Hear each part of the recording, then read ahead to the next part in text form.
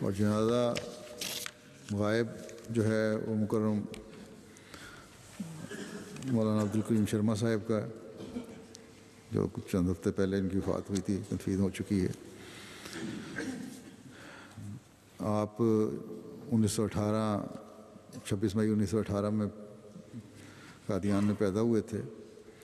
ان کے والد حضرت شیخ عبدالرحیم شرما صاحب رضی اللہ عنہ صحابی تھے اور ہندوؤں سے مسلمان ہوئے تھے۔ ان کا پہلا نام کشن لال تھا۔ 1904 میں حضرت مسیح علیہ السلام کے ہاتھ پر بیعت کر کے اسلام میں داخل ہوئے۔ ان کی والدہ حضرت عائشہ بیگم صاحبہ تھیں، جو ام المومنین رضی اللہ عنہ کی پروردہ تھیں، اور آپ کی والدہ نے حضرت مسلم موعود رضی اللہ عنہ اور حضرت مرزا شریف احمد صاحب رضی اللہ عنہ کے بچوں کو دودھ پلایا، اس طرح ان کی رضائی والدہ بھی تھیں۔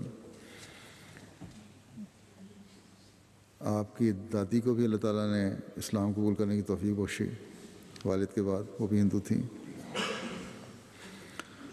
مولوی عبدالکریم شرما صاحب کے نانا حضرت کرم داد خان صاحب رضی اللہ عنہ صحابی تھے۔ اسی طرح ان کی نانی محترمہ سلطان بی بی صاحبہ بھی حضرت مرزا بشیر احمد صاحب کی رضائی والدہ تھیں۔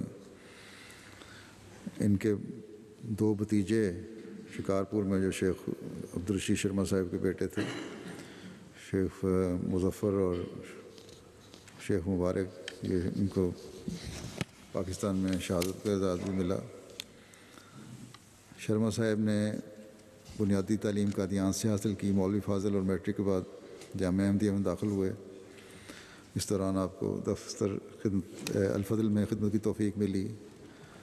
1939 کی خلافت جوبلی میں حضرت مسلم موعود نے عبدالکریم شرما صاحب کو ان نوجوانوں میں منتخب کیا جنہوں نے لوائے احمدیت کی پاسبانی کا شرف حاصل ہوا۔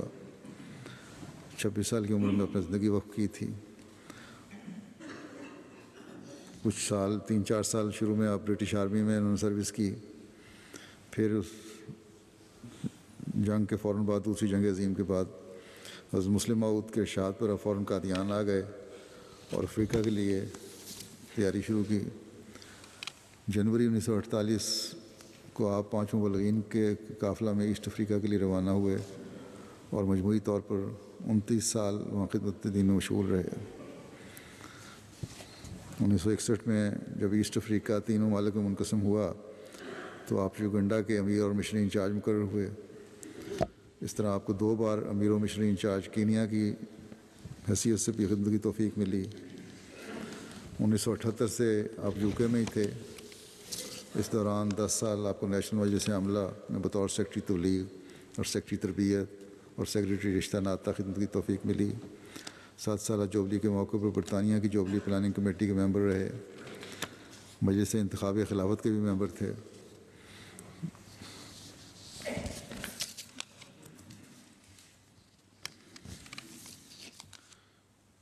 اتنا اپنی ایک خود نوشت میں لکھتے ہیں یہ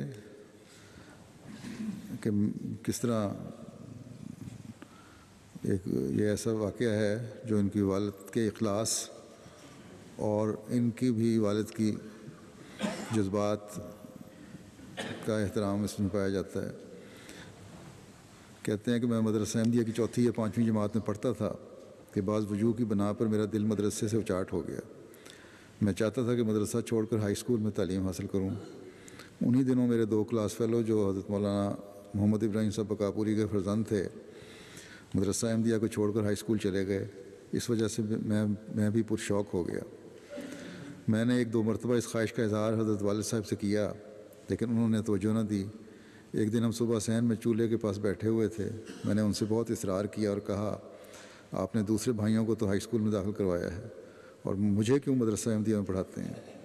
والد صاحب نے فرمایا، دیکھو، میں ہندوؤں سے مسلمان ہوا تھا اور یہ اللہ تعالیٰ کا فضل تھا کہ اس نے اسلام کی نعمت سے مجھے نوازا، لیکن میں افسوس کرتا ہوں کہ میں اسلام کی کوئی خدمت نہ کر سکا۔ میرے دل میں خواہش ہے کہ میرا بیٹا خدمت کرے۔ اس نیت سے میں نے تمہیں مدرسہ احمدیہ میں داخل کروایا تھا کہ دینی علوم حاصل کر کے اس قابل ہو جاؤ کہ خدمت اسلام کر سکو، لیکن تم کہتے ہو کہ مدرسہ احمدیہ میں نہیں پڑھنا چاہتا۔ یہ کہہ کے وہ دلگیر ہو کر کھڑے ہو گئے اور کمرے میں جا کر نماز پڑھنا شروع کر دی۔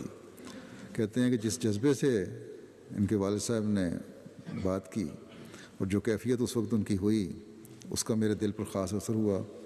رات کو نیند نہیں آئی، والد صاحب کے لیے دعائیں کرتا رہا۔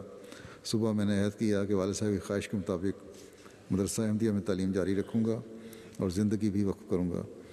چنانچہ حضرت مسلم موعود نے جب وقف زندگی کی تاریخ فرمائی تو میں نے حضور کی خدمت میں خط لکھ کر درخواست کی کہ حضور رضائے کر میرا وقف منظور فرمائیں۔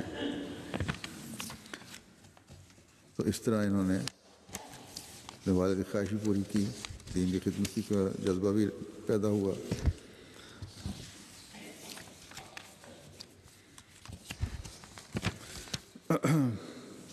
کچھ مبلغین کے بارے میں ایک دفعہ حضرت مسلم موعود حضرت خلیفۃ مسیح ثالث رضی اللہ تعالیٰ عنہ نے فرمایا تھا کہ ہمارے مبلغین، ان میں سے ان کا بھی نام تھا، مجلس مسجد میں بیٹھے ہوئے تھے، کہ ہمارے مبلغین جو یہاں اس وقت ربا کی گلیوں میں پھر رہے ہیں، ان کو کوئی پوچھتا نہیں، کوئی سمجھتا نہیں، لیکن یہی لوگ ہیں جن ممالک میں مبلغ ہیں، جب وہاں جاتے ہیں تو وہاں کے صدران اور وزراء بھی ان کو ملتے ہیں اور ان کو بڑے بڑے جو فنکشن ہوتے ہیں ان میں بلایا جاتا ہے، بڑا عزت اور احترام دیا جاتا ہے۔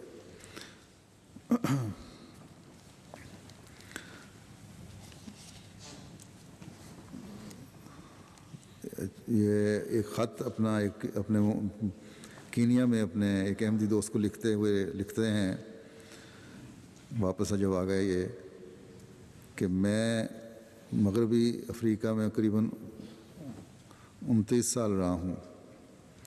میں ہمیشہ اپنے آپ کو خدمت کے نااہل اور کوتاہ پاتا تھا۔ رات 2 بجے کے قریب میری آنکھ کھلتی تھی اور اپنی کمزوریوں اور نااہلیوں کو سوچ کر بے کل ہوتا تھا اور اللہ تعالیٰ کو مدد کے لیے پکارتا تھا اور اگلے دن کا پروگرام بنایا کرتا تھا۔ بس یہ سارے مبلغین کو اس نہج پر اپنی سوچوں کو لانا چاہیے کہ خدمت کا جذبہ ہو، درد ہو، اللہ تعالیٰ سے دعا ہو، اللہ تعالیٰ سب مبلغین کو وفا کے ساتھ اپنی وقف کو پورا کرنے کی اور خدمات ادا کرنے کی توفیق عطا فرمائے اور شرما صاحب کے درجات بلند فرمائے۔ پھر اسی طرح قادیان میں جب فسادات ہوئے ہیں پارٹیشن کے وقت، ان کے والد اور بھائی وہاں تھے، تو انہوں نے اپنے بھائی کو لکھا اور والد کو لکھا کہ آپ لوگ خوش قسمت ہیں کہ یہاں ہیں، میرا بھی دل چاہتا ہے، حالات ایسے ہیں کہ زندگی کا پتہ کوئی نہیں کہ کون زندہ واپس آتا ہے یا نہیں، لیکن دین کی خاطر شہید ہونا بھی ایک اعزاز ہے۔ کاش کہ میں وہاں ہوتا تو یہ شہادت مجھے ملتی، لیکن آپ لوگ وہاں ہیں تو یہ نہ ہو کہ خوفزدہ ہو جائیں، کیونکہ زندگی آنی جانی چیز ہے۔ اللہ تعالیٰ آپ کو توفیق دے کے حفاظت کر سکیں مرکز کی۔ یہ جذبات تھے ان کو جو انہوں نے اس وقت لکھے۔ بہرحال بہت نیک اور مخلص انسان تھے، جب تک چلنے کے قابل تھے باقاعدہ مجھے بھی ملنے آتے رہے، جب چلنے کے قابل نہیں رہے تو ویل چیئر پر آ کے جمعے پہ آتے ہوئے، کیونکہ یہ مسجد فضل میں جمعہ پڑھا کرتے تھے، میں باہر مسجد یہاں آنے کے لیے جب جمعے سے باہر نکلتا تھا کار میں بیٹھنے کے لیے تو ویل چیئر پہ بیٹھے ہوتے تھے، ہمیشہ جب تک یہ آ سکے آتے رہے، اور بڑا وفا اور پیار ان کے چہرے سے چل رہا ہوتا تھا۔ اس وقت ملتے تھے، السلام علیکم ہوتی تھی۔